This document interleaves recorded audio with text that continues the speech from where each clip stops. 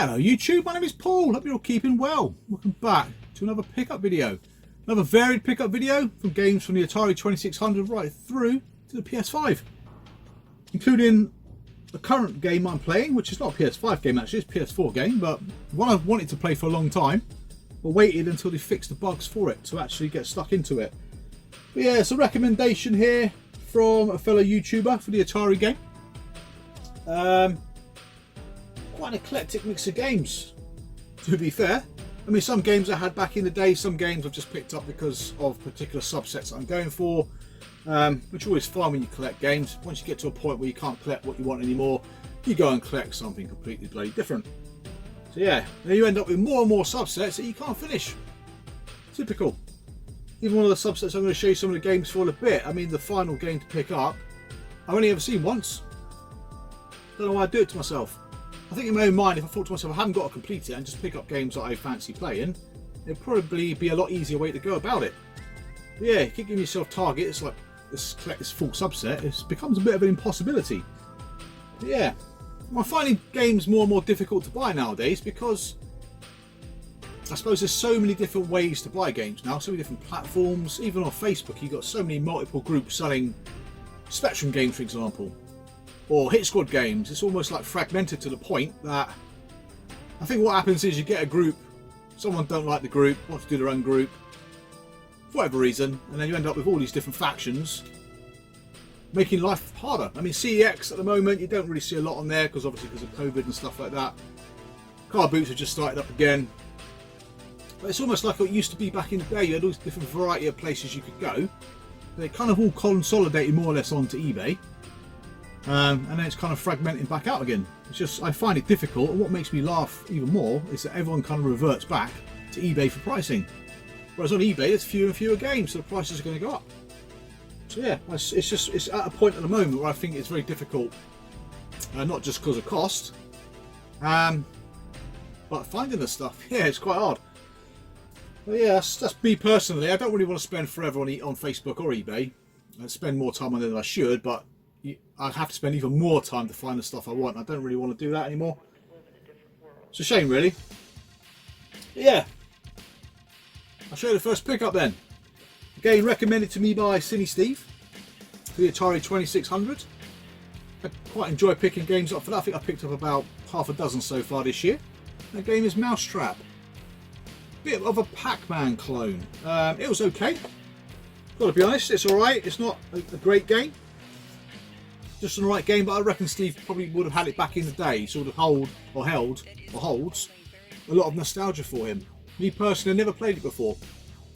So yeah, it's okay. It's in decent condition. I think this one only cost me about 10 quid, but from my first impressions, it's very, very similar to Pac-Man. I might be wrong. I might have missed the point of the game, to be honest, but I'm pretty sure there's a coloured version of this. I'm pretty sure also there's a different variant of box art. But yeah, sometimes it can be a little bit confusing. But yeah, this is definitely a PAL version of the game.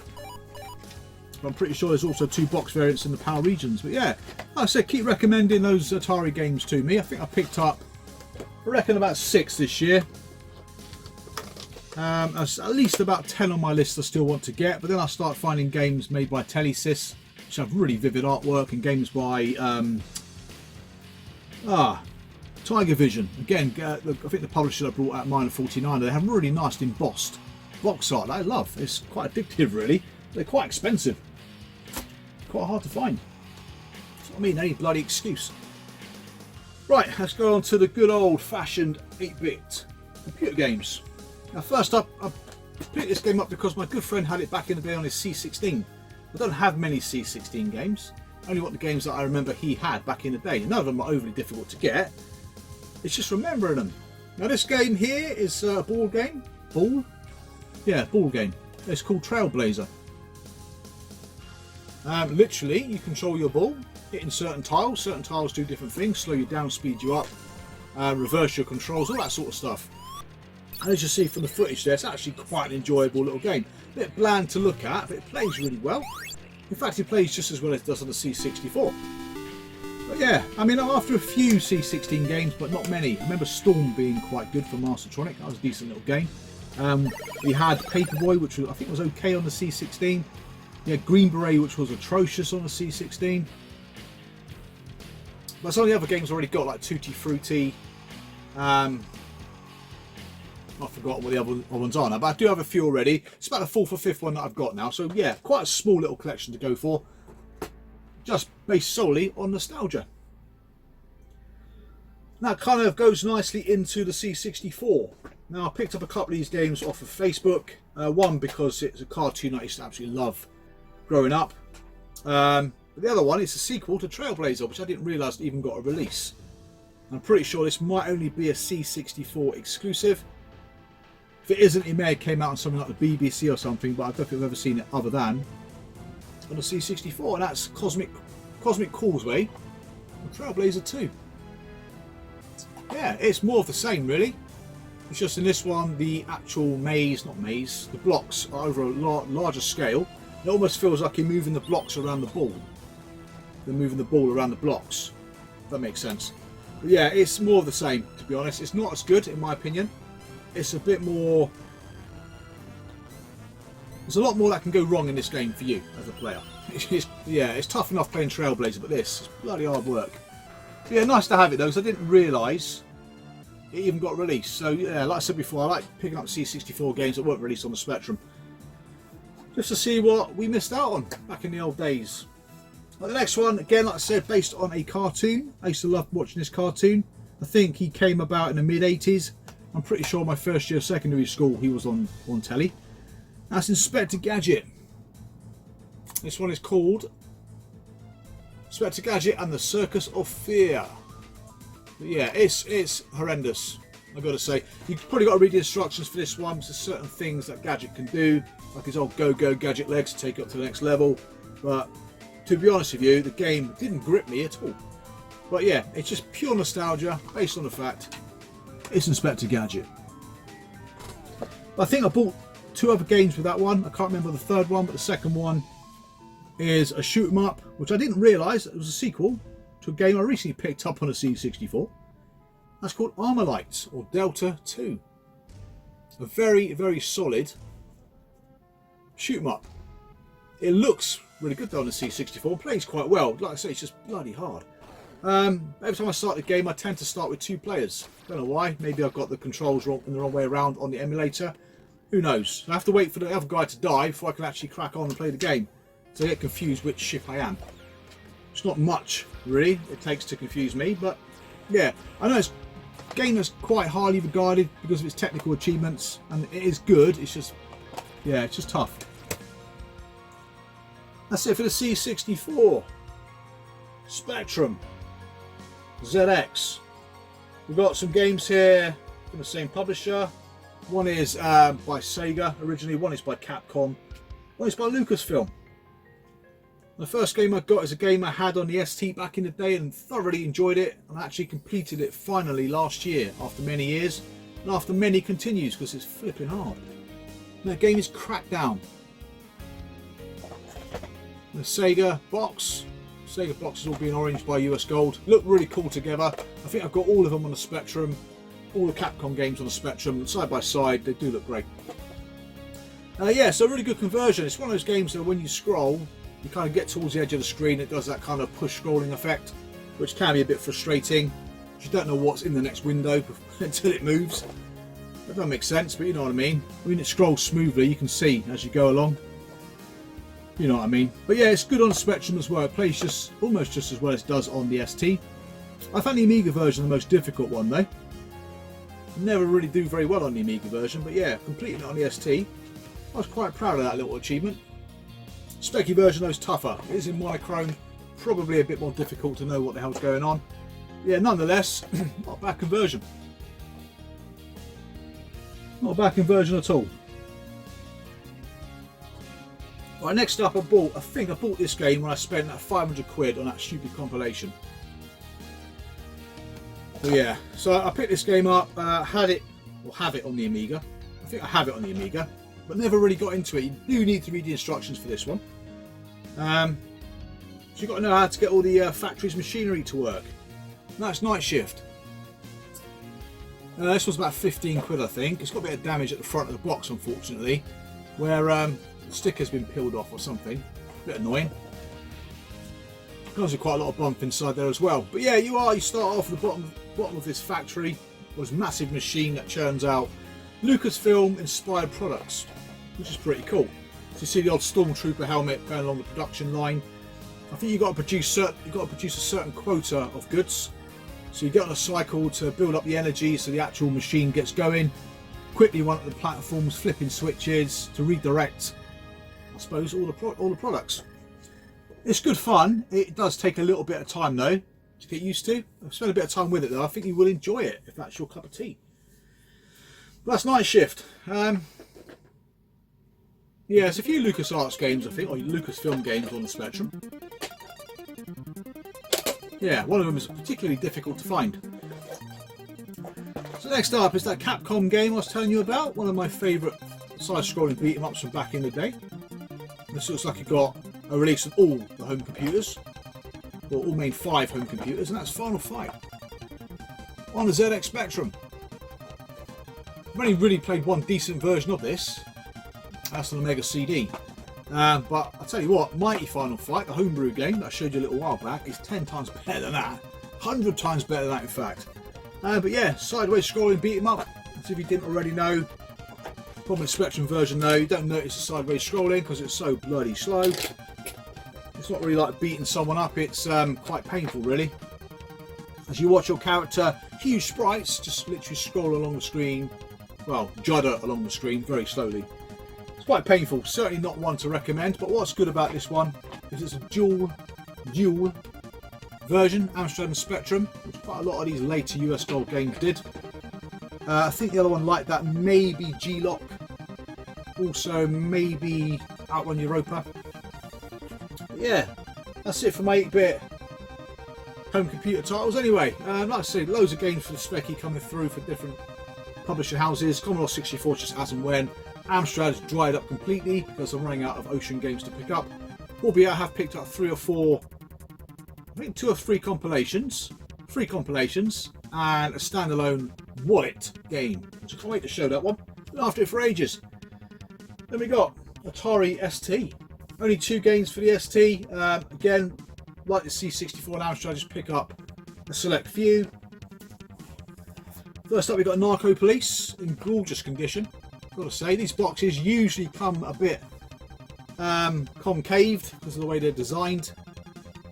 But yeah, I mean, it's in lovely condition. This was only about 10-15 quid. So I'm really pleased to have it. It's a game that I've never really played before. It's one of those games you put on, you don't kind of get into it straight away, turn it off. But I reckon it's not a bad little game, to be honest. I managed to move down a tunnel for the first time, and I managed to shoot the first object or person that I've ever seen in the game, so I was quite impressed with that. Good sound effects. These sample sound effects on the ST. Plays quite similar to the Amiga version, just has less colours and inferior sound. But yeah, you'll probably find the Amiga version of that will cost about 50 quid. So yeah, definitely recommend that. There are 2 other games I'd like to get. Actually, I think I've got one of them. Astro Marine Corps I've got. So actually, no, I've got 3 games by Dynamic now on the ST. Narco Police, Astro Marine Corps, and After the War. It's the Amiga ones I want them for. Don't know why, because they're similar. Right, next one is a title I had originally on in my collection, so I sold it in about 2012, 2013. Very difficult to find on the Amiga. It does come up once in a blue moon. When it does, it can go for over 100 quid. The SD version's marginally cheaper, but the 8-bit versions can go for a pretty penny. That's Myth, which is the level 9 text adventure, which I believe you can only get through Special Reserve. I'm not sure if it's something you got when you subscribed. I'm not sure if it's something you bought, but the only way you could do it is through Special Reserve. And generally you had the name of the customer and the passcode to get into the game, so it's very much personalised, which is pretty cool. So yeah, I mean, I remember selling these Amiga versions for 160, 170 quid. That was about, what, 9 years ago? This was about 70, I think. in not bad condition as well, but I would like it back on the Amiga. It's just one you don't see very often. Not my cup of tea. I don't generally play text adventures. I think the last one I ever played was Waxworks on the Spectrum, to be fair. I know Level 9 did a hell of a lot of games on the Amiga. Not something I collect. I'm trying to think of a couple. Jinxter rings a bell. I'm sure there's other better ones than Jinxter, but that's one of them. So that's it for the ST. Not many more ST games to show now. I think I've kind of pretty much dried up. Well, Amiga keeps rolling on. I always say to myself, there's not many more Amiga games on my list to get. Not many that I want anyway, but this year I've already acquired 50. It's the same with last year, no different. Every month I'd get games coming left, right and centre, but I would say I've got a list of about 12 games, yet they still come. First up is a top-down driving game. Again, this was wasn't part of a bundle, this was like £2. Another dynamic game. You can see why it's £2 though. Top-down racing game called Master Grand Prix. Endorsed by, I'm going to pronounce her name. There we go. So yeah, that was a bargain. Well, is it a bargain? I don't know. It's quite a difficult game to find. I picked it up simply because it was cheap. And it's another dynamic game. That's it. That's the only reason why. Nothing much more to say about that really. The footage you'll see is me driving around the track with no opposition because I am absolutely in last place. With no hope of getting anywhere. On a similar vein, another top-down game. This one though, I've been after for quite some time. That's the other annoying thing about collecting is there's games you want, you just can't remember them to put on your list, and then they turn up. This was about £20. Now, I'm not sure if this was an auction. I think it was. And that game is Action Fighter: The Firebird. I've had this game for a little while now. Finally got around to giving it a go. I actually quite enjoyed it. What you see there from the back, and from the gameplay footage in a minute. It is a SEGA arcade game from what I remember, and you literally are just driving up the road. Very similar to, say, Spy Hunter. In fact, it seems like a Spy Hunter rip-off, really. You're shooting the enemy off the road, going to the back of trucks, getting power-ups, jumping over rivers, and avoiding crashing into the wall, which is something I cannot help but to keep doing. So yeah, really pleased to have that one, because it's something that's been avoiding me for quite some time. But yeah, it's quite a nice one. I do like the artwork, though, as well, to be fair. Quite simplistic, but I do like that. Yeah, I'm not sure if I picked that up for the Continent, to be fair. I don't remember. But the last one I definitely picked up from the Continent. It is a Toposoft game, released by Ubisoft. I bought this one, well, I didn't know it existed on the Amiga. There's 2 or 3 of them by the same company, but the artwork is what I really liked. And I first saw the artwork on the front cover of a Hit Squad homebrew game of the same name. But yeah, I picked this one up. Now this was probably the most expensive Amiga title I've ever picked up. Going to Hall of Light, it is described as extremely rare. So one came up, I got outbid because I didn't expect it to go for what it did. And the second one came up and I didn't get outbid, so I won it. That's Lorna. Again, lovely box art. The game itself is a little bit grim. I like the animation of the woman though, for obvious reasons. But yeah, it's not a great game. Kind of walking along, clubbing creatures, shooting creatures, and falling down holes. But yeah, I do love the box art. There's another one. Can't remember what it's called, or what it's translated to.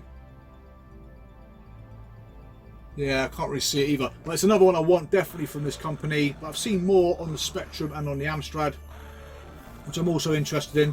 It's predominantly the artwork. I absolutely love. Similar sort of boxes to, say, the dynamic games. Quite weak. Prone to concaving. But again, you get the old Ubisoft baggie this time. But I'm not after any more Spanish games, except for that one, I reckon. Got a nice instruction pamphlet there, or booklet, and a poster. I'm not going to open it up, because I probably won't be able to fold it back up again, knowing me. But yeah, it's just a large poster of the artwork, really. Which is pretty cool. Pretty nice addition to have. But this one cost me, I think, £250, I want to say. Now, if that had been bought after Brexit, it would have cost me over £300, no doubt. But yeah, very expensive pickup. But a very nice addition to have to the collection. That's it, try and get the box the right way up. So yeah, was quite surprised though how valuable that is. I've not seen another one since, mind, and it's in lovely condition as well. So yeah, I don't think the Amiga collecting's ever going to end. I don't think it is. Right, what we got next? A bit of Mega Drive. 3 kind of run-of-the-mill games, all good games. Games I used to have back in the day, as in before I sold a load of Mega Drive games off about 4 years ago. First one up is a on-rail shooter, very much a Space Harrier clone. That's Burning Force by Namco. Again, I'm not sure what this cost me. I bought this ages ago. About £20–25 maybe, 30 quid. They're all similar value except for one of them, which is 2 of them. Yeah. Again, it's not a bad little on-rail shooter, to be fair. I quite enjoyed it, but I really enjoyed Space Harrier back in the day, albeit playing it on an Atari ST with a mouse, but it's still a great game. But yeah, not an overly difficult one to find, quite easy to source. It's just trying to find them in nice condition. But to be fair, yeah, I did really enjoy it. Yeah, it's all in decent nick. Nothing too special. I wouldn't say it's a minter, but it is not in bad condition at all, really. But Mega Drive, again, it's just as and when. There's a few games I still would like. There's definitely about 15 on my list that I need to pick back up that I had before. And I reckon there's another maybe dozen or so that I would like to get that I've never had in the collection. But the Mega Drive stands at about 300 games at the minute, and I can't imagine it going much beyond 350, because that will end up just getting all the tats I don't really want. But then again, who knows? I might change my mind. I'm a fickle bitch, me. Could just change my mind in a heartbeat. Mercurial, is that the word for it? Or fickle bitch. Next up, now this game, I think I sold it because I got it on the CD32. I think that was my rationale for selling it in the first place. It's one of those games that, again, is about £30–35. Nice condition. Rubber and sticks. It's like the Pepperami guy, doesn't it? But yeah, this one is a decent platform. I wouldn't say it's great. Probably why I sold it. I think I sold it because A, I had it on the CD32, and B, I checked the review of it, like an aggregate review. It wasn't very good. But yeah, again, nice condition, very much like Burning Force. Didn't play it for very long, got bored quite quickly with this one, to be honest. But again, nice to have it in the collection.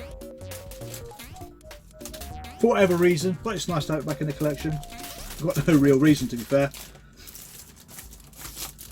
Just another game I sold that I shouldn't have done. But no, I think at the time I was selling stuff on because I had it on different systems. Because I said I wouldn't go back and collect games again that I got. So, for example, RoboCop.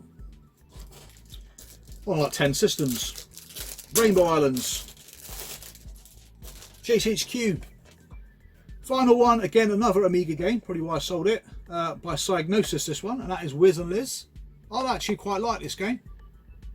You're running around, jumping on bunnies. You then release letters for you to pick up, to take to a shop, I believe. I'm sure I said something very similar in the last Mega Drive pickup video I did.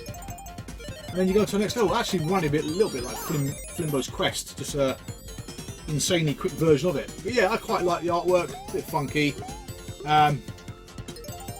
Yeah, do have the Amiga. Part of the Psygnosis collection. Again, that was cheap. I've got a feeling that was less than 10 quid. Not bad for a game that's in really good nick, to be fair. So yeah, I'll keep picking up Mega Drive games. Not many more to go. But who knows? I don't even believe myself these days. Right. That is it for the retro pickups. I still pick up magazines. I do like the odd magazine here and there. I've recently finished my Amiga Power set. I was lucky enough to pick up a load of cover discs for it for literally next to nothing, including the cover disc for the last 10 magazines.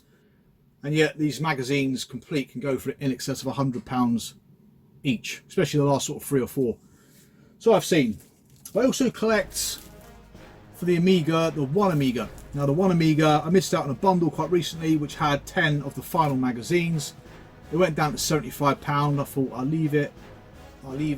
Got a feeling it was time to buy it. Leave it, and it went in the end for £95. Someone bid on it finally and it went for 95 quid. And it's probably 10 of the most difficult magazines you'd likely pick up for this particular magazine, the One Amiga. because by that point they were published by someone else called Maverick, and the magazine was literally about 4 pages thick. But in between, the original Amiga, the One magazine was multi-format. Then it changed to the One for Amiga games, and it just changed to the One Amiga. So this one in particular is quite interesting because I didn't realise that the cover changed. I'm trying to find one that is the original cover. So that is the cover I think it turned to when it changed for the final time before it turned to a Maverick edition. Before that, I don't know if you can remember the multi-format version, looked quite similar. That had like a triangle in front of the One. And then it changed to this. And every time I saw these magazines, I wondered what they were for. I didn't realise it was part of the same magazine set. Do you know what I mean? So it wasn't until I looked at that, I thought, bloody hell. I was missing a few and I couldn't work out, or never saw them, assuming they looked like that one. But yeah. So I picked up a few of these. And I do like my magazines. Don't have to be complete. But I'm after a full set of the One magazines because I had quite a few from back in the day. Amiga Action's another one I used to have. I used to buy about 3 or 4, I think, back in the day. And like I said, the Amiga Power ones I managed to finish. So yeah, I'm after a few more of those funky looking the One magazines. And the Maverick editions, I think the last 5 I don't have, which I don't think I'll ever see again now. It's annoying, isn't it? You know you should pick it up. Your gut's saying pick it up, and you don't. What's all that about? I don't know. So yeah, on to the final few games. These are modern games now. Now I saw Eddie pick this up. I saw over at Roller Core, I saw Scott Glory Hunter pick it up as well. I was having an iron about it, so I think I pre-ordered it. Cancelled the pre-order because of the bad press it was getting. Then the collector's edition then went half price, so then I picked it up. And that's Cyberpunk. This is the steelbook that came out of the collector's edition. But I tell you what, it's a flipping awesome game. I do like that sort of thing. So it reminds me a lot of Deus Ex, is it? Kind of mixed up with other sort of large open world games like The Witcher and stuff, which I guess would do because it's made by the same people. But it's a brilliant game, brilliant atmosphere. There are a few graphical glitches in it, but I'm only about 12-13 hours into the game, but it's a bloody huge game. But I've been looking forward to it for some time. It just got some really bad reviews, and I think it had like a really significant download to get it to work better than it did on release. But to be honest with you, I'm really enjoying it. I do like the steelbook as well. Kind of embossed. Don't really see that inside the plastic there, but it is a really nice steelbook. So that's what I'm playing at the moment. It's taken me quite a lot of time.